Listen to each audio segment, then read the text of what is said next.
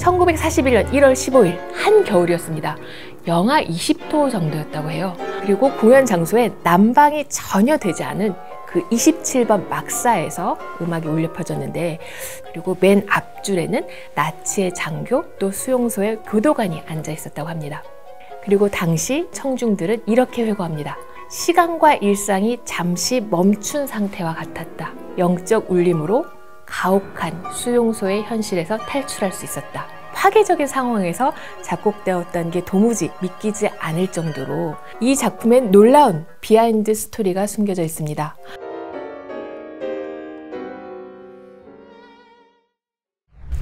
우리가 살고 있는 푸른 지구에 인간들은 전쟁을 끊임없이 일으키면서 폭력과 살육으로 스스로 고통받고 있죠.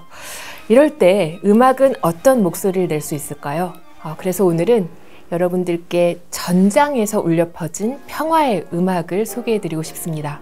프랑스의 현대 작곡가 올리비에 메스양의 시간의 종말을 위한 사중주를 만나보겠습니다. 제목부터 의미심장하죠. 시간의 종말을 위한 사중주. 한 번 들어도 잊혀지지 않는 굉장히 강하게 각인되는 제목이라 하겠습니다. 이 곡은요, 20세기 음악사에서 가장 중요한 실내악 작품으로 손꼽힙니다. 그리고 천상에서 들려오는 아름다운 선율을 담고 있다는 평을 듣습니다. 이 작품엔 놀라운 비하인드 스토리가 숨겨져 있습니다. 세계대전이 한창일 때 포로 소용소에서 처음 연주된 작품이거든요. 그 각별한 역사를 만나보겠습니다. 파리 음악원의 작곡가 교수로 맹활약하던 메스양은 2차 대전이 한창이던 1939년 징집을 당하게 됩니다. 그런데 현역으로 복무한 것은 아니고요. 워낙 시력이 나쁜 데다 또 전도 유망한 음악가였기 때문에 베르댕이라는 도시의 시립병원에서 의료보조원으로 복무를 하게 됩니다. 그런데 1년 후였던 그 1940년 결국은 나치에게 전쟁 포로로 붙잡히게 됩니다. 그래서 프랑스 베르댕에서 그 독일과 폴란드 국경에 접한 괴를리츠로 3일 동안 꼬박 기차를 타고 이송이 돼요. 괴를리츠엔 스탈락 8A라는 대형 포로 수용소가 있었어요. 여기엔 주로 프랑스, 벨기에 같은 불어권의 포로가 수감되어 있었는데요.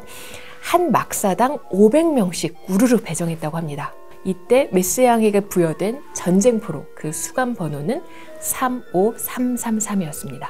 포로들은 화강암을 채굴하는 위험하고도 거친 부역에 내몰렸습니다. 게다가 한겨울이어서 많은 사람들이 혹한과 기근에 고통받고 또 심지어 죽기도 했다고 합니다. 이렇게 전쟁포로로 잡혀있고 또 날은 너무나 춥고 배는 고프고 이 언제 죽을지 모르는 끔찍한 수용소에서 메스양에게 구원의 손길이 나타납니다. 칼 알버트 브릴이라는 교도관이었는데요. 이 교도관은 음악 애호가였어요. 그래서 메스양의 뛰어난 음악성을 알아봤던 거죠. 파리 음악원에서 작곡가 교수로 활약하고 있던 천재 음악가 메스양과의 만남을 굉장히 기꺼워합니다. 그래서 교도관이 메스양에게 악보와 연필과 지우개를 제공해 줍니다. 그리고 화강암 채굴의 그 노동부역이 아니라 요리를 담당하는 조리병으로 임무를 바꿔줘요. 그래서 메스양이 틈틈이 작곡할 수 있었던 거죠. 나중에 이 시절을 이렇게 회고합니다. 비록 포로로 잡혀 있었지만 초월적인 영성이 샘솟았다. 덕분에 더 독창적인 음악을 작곡할 수 있었다. 이 시간의 종말을 위한 사중주는요, 1940년에서 41년 사이에 작곡됐는데요. 악기들이 특이한 조합, 특이한 편성으로 구성되어 있습니다. 우리가 보통 클래식 음악에서 사중주라 하면 바이올린 2대, 비올라, 첼로 이렇게 현악 사중주이거나 혹은 바이올린, 비올라, 첼로, 피아노로 편성되는 피아노 사중주를 일컫거든요. 그런데 메스양은 이 작품에 비올라 대신 클라리넷을 포함시킵니다. 클라리넷의 독특한 음색을 선호했거나 하는 음악적 의도가 아니라요. 당시 메스양이 수용소에서 섭외할 수 있는 음악가가 비올라 주자는 없었고 클라리네티스트가 있었던 거예요. 그리고 메스양이 스스로 피아노를 맡았습니다. 이 음악가 4명이 노동 부역이 끝난 후에 연습을 했는데요. 보통의 리허설 장소가 수용소의 화장실이었대요. 그래서 낡고 고장난 업라이트 피아노를 가져다 놓고 매일 4시간씩 열의를 다해서 연습했다고 합니다. 수용소의 어떤 처참한 상황은 음악에도 고스란히 드러나는데요.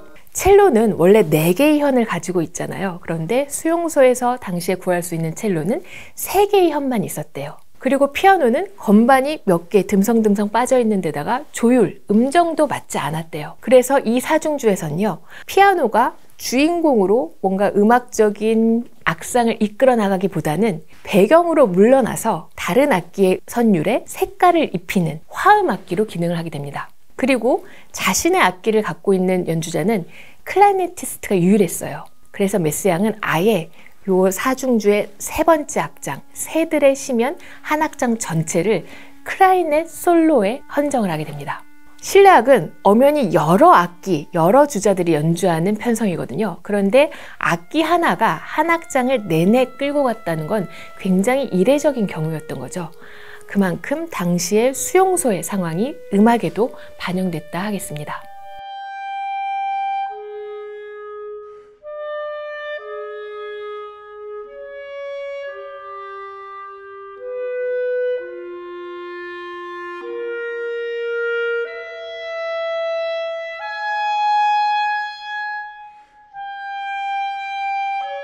지금 보시는 그림은 동료 수감자가 그 초연을 위해서 직접 만들어준 공연을 알리는 포스터입니다. 손글씨로 직접 썼고요. 또 아르누보 스타일이 돋보이는데요.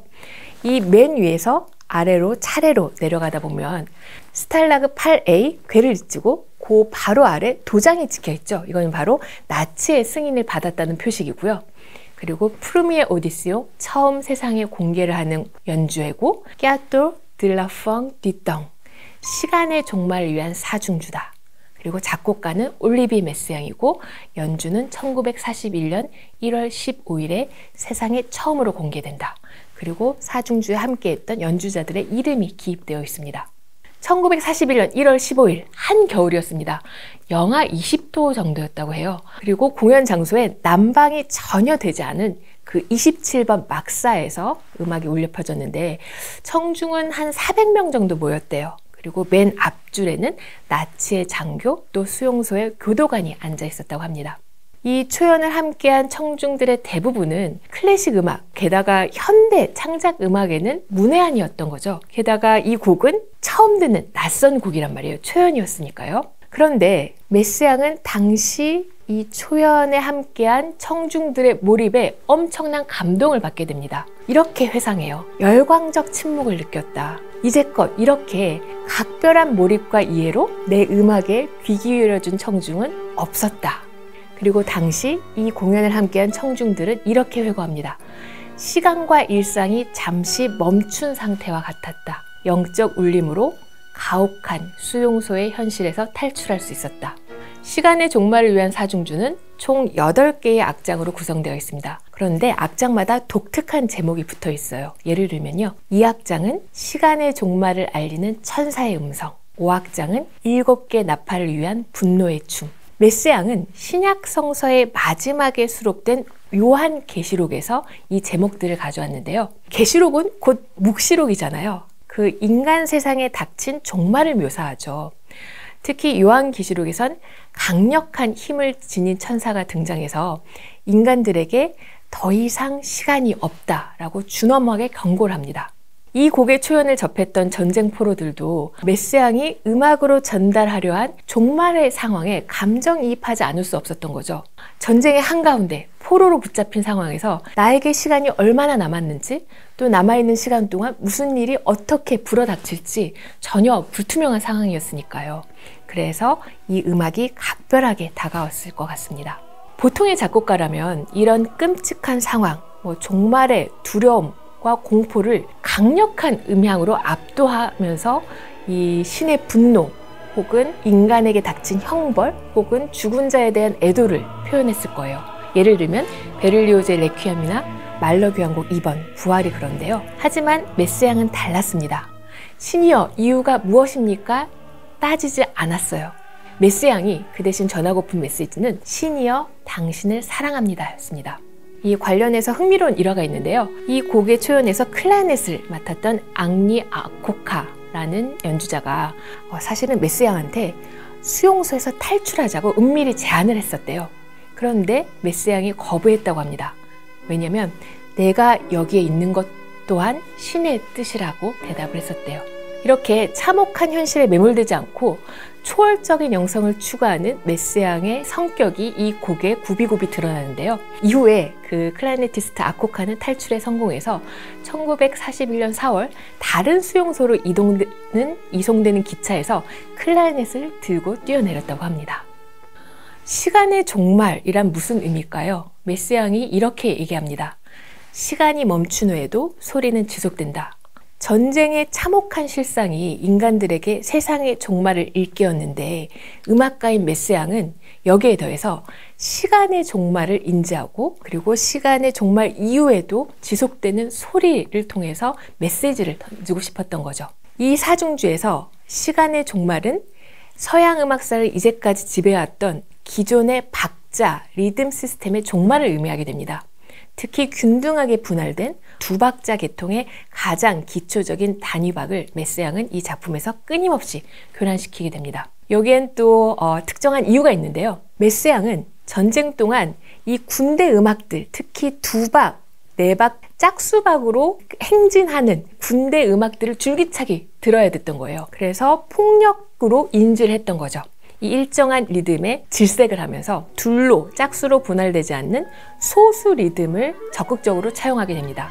이 시간의 종말을 위한 사중주에는 5박, 7박, 11박 등이 굉장히 빈번하게 등장을 하게 됩니다.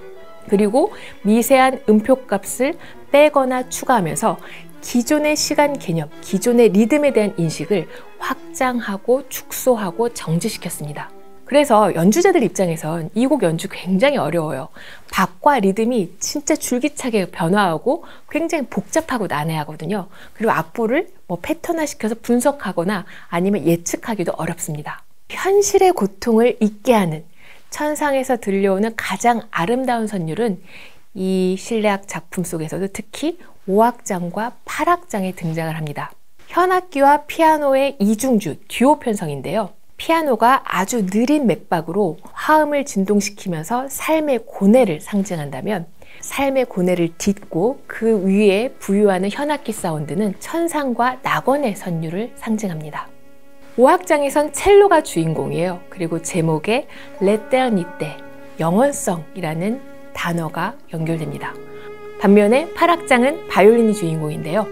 제목에 l'immortalité, 불멸성을 노래합니다. 이 두 개의 악장은 템포가 이 전체 작품 속에서도 유난히 무한히 느립니다. 우리가 보통 음악에서 빠르기를 나타낼 때 알레그로, 모데라토, 안단테 이런 이탈리아어를 인용하잖아요. 그 중에서 가장 느린 템포를 라르고라고 부르거든요. 1분당 4분음표가 몇 개 진행이 돼야 될지 수치로 따지자면 40에서 50개가 진행이 돼요. 그런데 메스양은 5악장의 악보에 1분에 44개의 음표를 담으라고 지시를 합니다. 그러면 이제 라르고가 되겠죠. 그런데 그 기준이 보통의 4분음표가 아니라 16분음표예요. 그러니까 다시 말하면 가장 느린 라르고의 템포에서 4배 더 느리게 연주하라는 의미입니다. 여기서 메스양이 표현하고 싶었던 음악적인 의도는 시간이 소진시킬 수 없는 영원성, l'éternité 였습니다. 그래서 연주자는 마치 슬로우 모션에 걸린 것처럼 하나의 음표를 긴 호흡으로 지속시키면서 연주해야 됩니다. 굉장히 어려운 테크닉이에요. 그만큼 느리게 천천히 연주하려면 기존의 박자 감각, 맥박을 근본적으로 변화시켜야 되거든요. 그리고 악상이 피아노와 현악기의 딱 그 두 개의 악기로 구성된 듀오에 불과하기 때문에 복잡하거나 두껍지 않습니다. 굉장히 간결하고 투명해요. 그러자면 연주자들부터 이 음악 작품에 대한 혹은 작곡가에 대한 헌신과 신뢰가 필요하게 되겠죠. 5악장과 8악장의 명상적인 선율은요, E 장조, E 메이저의 따뜻한 화성을 입고 천천히 정점을 향해서 상승하는데요. 그런데 이 빛나는 절정의 순간이 파라거나 화려하게 분산되지 않고 발산되지 않고 침묵과 고요를 의미하는 피아니시모로 수렴되는 것도 굉장히 특징적입니다. 전쟁의 한가운데 파괴적인 상황에서 작곡되었다는 게 도무지 믿기지 않을 정도로 명상의 서정성, 또 영혼과 불멸에 대한 믿음이 폭력의 악순환을 근절시킨다는 그런 믿음이 음악으로 구현되었던 거죠. 오늘 이렇게 전장에서 울려 퍼진 평화의 음악을 소개해드렸습니다. 2차 대전 동안 포로 소용소에 갇혀있던 한 음악가가 동료 수감자들과 함께 연주하면서 세상의 종말을 영성으로 초월하고 더 나아가 시간의 종말을 새로운 음악 기법으로 구현한 올리비에 메스양 시간의 종말을 위한 사중주를 만나봤습니다.